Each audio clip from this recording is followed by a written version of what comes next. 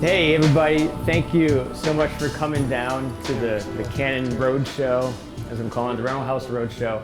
Thank you so much. The whole thing I'm doing here is that we had released these two cameras a little bit ago. So C400 came out in November of last year. C80 came out in December. The thing that's really interesting about these cameras is that they are bound together by their sensor. 6K back illuminate stacked sensor, all right? It's a new design than we've ever had before for one of our sensors. You know, we really kind of see C400 being a little bit of that A camera. It's a larger body, as you can see. There's more inputs and outputs. And then the C80 comes along with the sensor, it's exactly the same.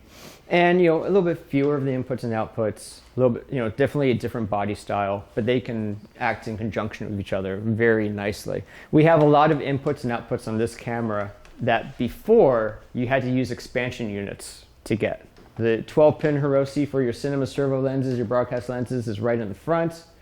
The Genlock, which is, you know, one of those things that we've always kind of left off and you always had to like use an extra unit for it. Built in now, it uses what's called a DIN connector. We got two SD outputs, the 12G SDI, which gives you your 4K 60 output, a 3G SDI for other monitoring purposes, full-sized HDMI, two mini XLRs, and then the two DIN connectors for your time code and Genlock. This is a lot of stuff that's built into the body. When you look at it, it looks very similar to a C300 Mark III or a previous camera. It's a little bit smaller. It's about half an inch smaller in each dimension. A little bit more cubish in that regard. One of the biggest complaints we ever got from the C300 and C500 was that the audio dials were on the opposite side of the camera body. And it was and I get it, it was really, really frustrating for single operators to have to reach underneath their rig or something to try to manually adjust their audio inputs. So they moved that over to the operator side. We went down to 4 cards, to 1 CF Express card and 1 SD card. The initial reaction to that is that on all of our previous cameras, we would have a dual slot record function where you would be able to record the exact same thing to both card slots at the same time, giving you that automatic backup. And that's really nice, right? If you're doing an interview that you can't replicate, to just be able to have that auto backup right out of the camera is really nice. You can still do that on this camera as long as you're not shooting RAW. So if you're not shooting the internal RAW, if you shoot everything else, you can still do CF Express card and SD card and have that backup on the SD card.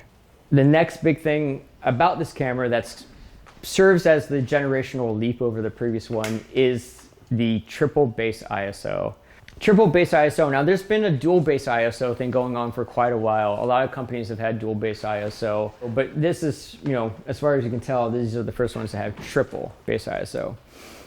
And this can become a really kind of a heady subject to talk about, because what it allows you to do is it allows you to leverage your dynamic range of the sensor to get very, very clean, clean imagery, noise-wise, at higher ISOs that you normally wouldn't have access to. For Canon world, since the C300 Mark II, 10 years ago, we have been Canon Log 2 800 ISO has been our base ISO. For the longest time, there was kind of this confusion about what base ISO was. There was a confusion about, well, you choose the base ISO because it's the cleanest that the sensor is, and that's not true.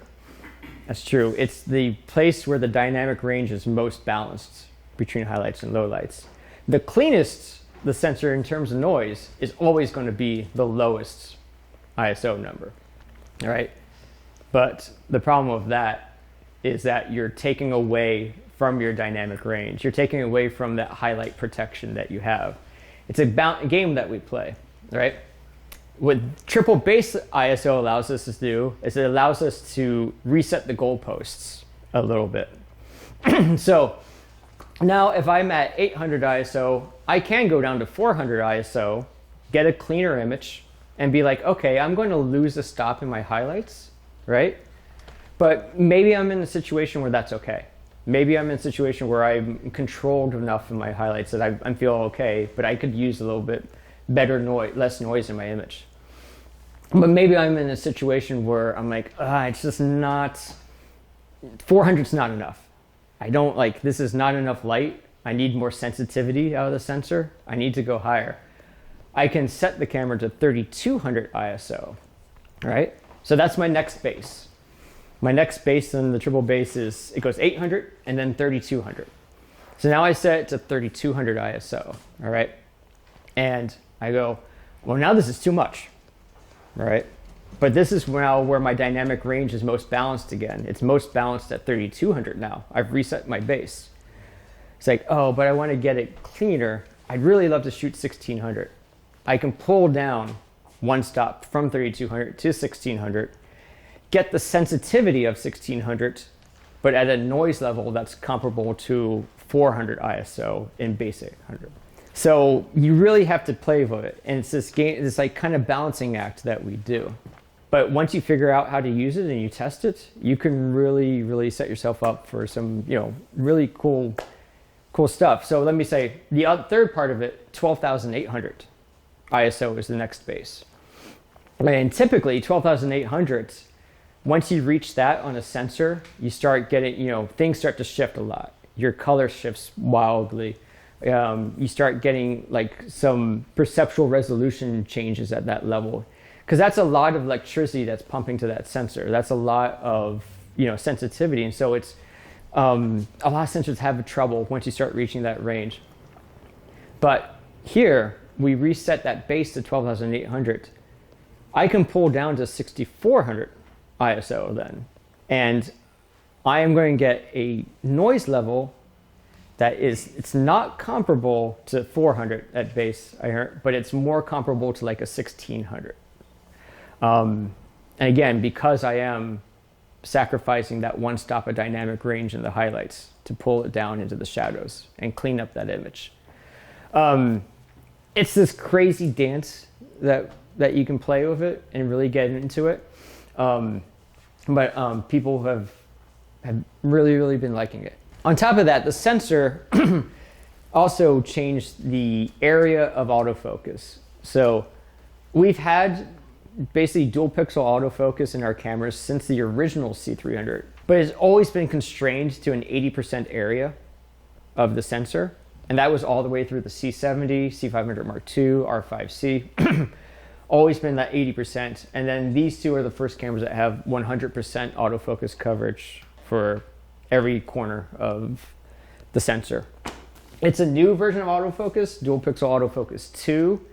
It's much closer to the way that our mirrorless cameras, the R series, and just kind of greater. They increase the range of sensitivity in terms of like contrast range, and they now have head, face, eye, and body detection algorithms. So you can be tracking a subject, and if you lose their face, it will snap onto their head.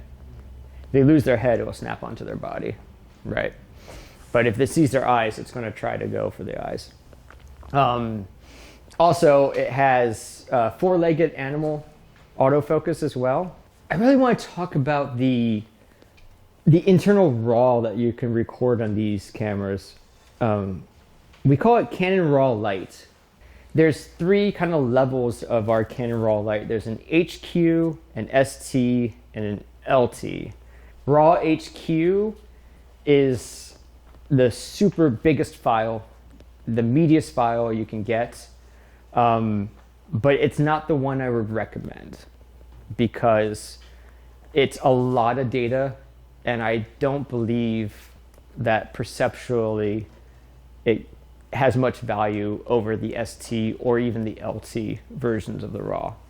Unless I was doing a movie with a bunch of special effects and I needed to do what's called an OpenEXR workflow, then I would do that. If I had to offload my files to a special effects house and have them, pretty much do a bunch of CGI and into it and everything like that, then you want to give them the beefiest file you can possibly give them.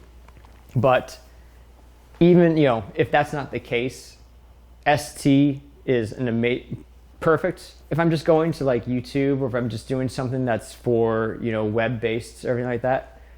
99.9% of the time, I'm probably just going to shoot an LT because the space savings is so enormous. So RAW file, so 6K up to 60 frames per second in the C400, that uses the full sensor. With RAW, the resolution is tied to the number of pixels. So if I want to shoot 4K in RAW, I have to crop down this sensor size. I crop down to a Super 35 sensor size to get to my 4K. All right, then I can do 4K up to 120 there. But then you've also cropped. If I crop down to Super 16, I can do RAW up to 180 frames a second. And that's kind of the way it was RAW. On the other side though, on the codecs, the XFAVC, I can actually shoot full frame 4K up to 120 or full frame 2K up to 180. So I have different options there. On the C400, our LCD screen has changed a little bit. We redesigned that. It's now very, very simple. It's a rod and a NATO rail. It's very, very easy to use now. Much more options for flexibility for moving this thing all around. The LCD screen is full touch screen for everything, for menus, for autofocus. It's first time that we've done that for a full touch screen. But I think the big difference between the previous generation of this is we went to a USB-C cable for the connector. So before we were using a cable called a Hiroshi. It's a special connector type. And the replacement cost of those cables, if anybody's had to do it, it was like, you know, it could be like $500 just for the cable. We don't use those anymore. We use a regular USB-C. This is actually one from a hard drive that I'm using right here. And so much easier. It's like third-party companies can now make all this stuff. You know, you can get it much, much cheaper, much more, you know, you get longer runs of it. The hand grip, which has always been a staple of like Cinema EOS, this also uses a USB-C connector now. Also, if you don't know, like when you buy one of these cameras from Canon, you get the top handle, you get the LCD screen, you get the side handle, you get a battery, you get a battery charger. So you get the stuff in the box, like everything's kind of, the way that's built here, except for the lens, is what you get. The C80, a little bit different there. You get the top handle, right?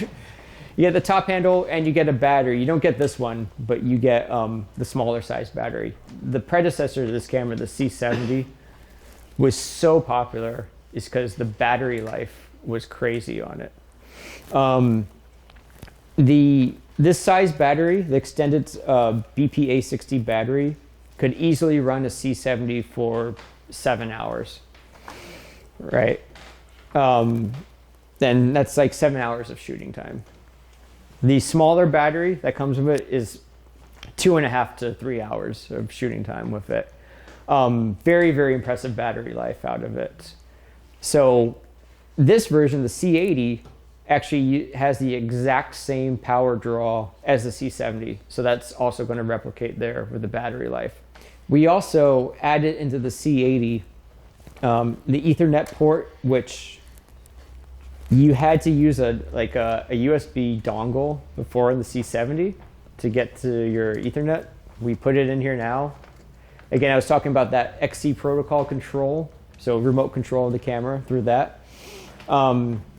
There's Wi-Fi built into the camera, so we have an app which you can use on your iPhone or iPad, which is a full multi-camera control app. You can control basically, you can't access the main menu, but you can control, I would say, like 75% of everything that you need to do just from the screen. It has like a little live view as well, and you can tap it to autofocus and things like that. So you can do that with both of these cameras actually via Wi-Fi or over Ethernet if you want. And I like to mention, but this is really cool. So there is a service out there called Frame.io. I'm not sure anybody has heard of Frame.io. Frame.io is basically, it's called a camera to cloud service. What happens is that you can shoot send your files up to a cloud, and that means they're accessible to your editor who could be halfway across the world. These cameras have Frame.io integrated into them for proxies. So what that means is that, say I'm shooting raw I'm making a short film. I'm shooting raw. I'm shooting proxies to the SD card typically, because it's just a very easy way to get a small file that I can start working with. Well, when I'm done recording a clip, if I'm uploading to Frame.io, it will automatically start sending that file up to the cloud. And then, like, you know, depending on your connection speed, your internet connection at wherever you're located, or if you're using like a bonded cellular network or something like that, your editor could be like, while you're shooting, could be getting the files and start putting things together. RF mount is the mount that these cameras have. The RF mount is the same mount we use in our mirrorless cameras. It came out in 2018, was the first camera that we introduced with it. The C70 was the first of our cinema cameras to have it. And then these are the first full frame cinema cameras to have the RF mount on it. We also make an RF to PL mount adapter. So if you do want to use PL mount cinema lenses, everything like that, the adapter attaches like a normal lens, but I'm not sure if you can see this here. There are 4 screws around here. You pull these screws out and the adapter screws directly into the body. So it makes it just, you know, it'll give it the robustness of kind of like a full mount change actually. I have a 70 to 200 and 24 to 105. This is the 24 to 105 2.8. This became a really like big thing for us because we never had a lens like this before. It was always 24 to 105 f4. It's a big lens. But we have this thing called the PZ-E1. It's a motor adapter. It screws into the side of the lens and it will give you servo like motor control over your zoom. So now you have motors for the focus, motors for the zoom. It also allows the iris. You have an iris ring on it as well, so you can do regular like electronic iris, like using your dial to adjust it, or you could set it to an iris. But yeah, any questions? I'm kind of just, you know, running my mouth. So anybody questions? Yeah. What's the dynamic range? How many stops? Yeah, good question. To get very mathematical about it, 6.3 stops above 18% gray, and then 8.7 stops below. So that's the purest form of math, right? Is the PL mount adapter only on the C400? No, it works, actually, yeah, good point. It works the same. And this camera does have the 4 screws as well. It's also the version that we make, the PL adapter has Cook Eye in it. So if you're using lenses that you need the metadata, the Cook Eye metadata, it will work on those as well. It passes through. Really helpful for a lot of like cinema zoom lenses need power through the PL mount. So that will give you the power through the PL mount if you use that adapter. Yes, sir. Is this the current top of the line as far as the cinema line? Yeah, so, you know, right now, the C400 would be our most current top of the line. It would go kind of like the hierarchy would be like C400, C80, C70, like R5C, C70 kind of mixed up in there. So would you say go with the 80 or with the 5C for B cameras? This is where it gets a little tricky because the R5C it's a strange camera. It has, you can do stills on it, right? It has the still side. It also has it's a full frame, it's a 8K sensor, so it's a higher resolution. And you can do 8K raw up to 60 frames a second on that camera. But you don't have the same like inputs and outputs. It's much more like using one of our mirrorless cameras. It's a cool camera, but it's for me personally like the battery life situation. You have to use an external battery. There's a USB port on it. You can plug in an external battery via USB-C on it, which is really helpful. But if you're using the standard like LPE6 battery, shooting 8K raw or even 4K raw on it, you're probably going to get like at most like 35 minutes. To me, the C80, C70, like because of that battery life, because of just some of those like the ND filters, it's just like it's so much closer to, you know, being a usable, like, you know, being easy to use on set and like, you know, in the heat of the battle, like less things to go wrong. Yes, sir. It reminds me, the C200 you couldn't record externally when you were shooting raw. Was that a limitation here as well? Oh yeah, good point. C80, you can output 6K raw with the C80 to the Atomos, like the ProRes raw. So you can do that with the C80. You actually cannot do that on the C400. How's everybody doing? Good. Good. Thanks. Thanks for sticking around. It was a long day.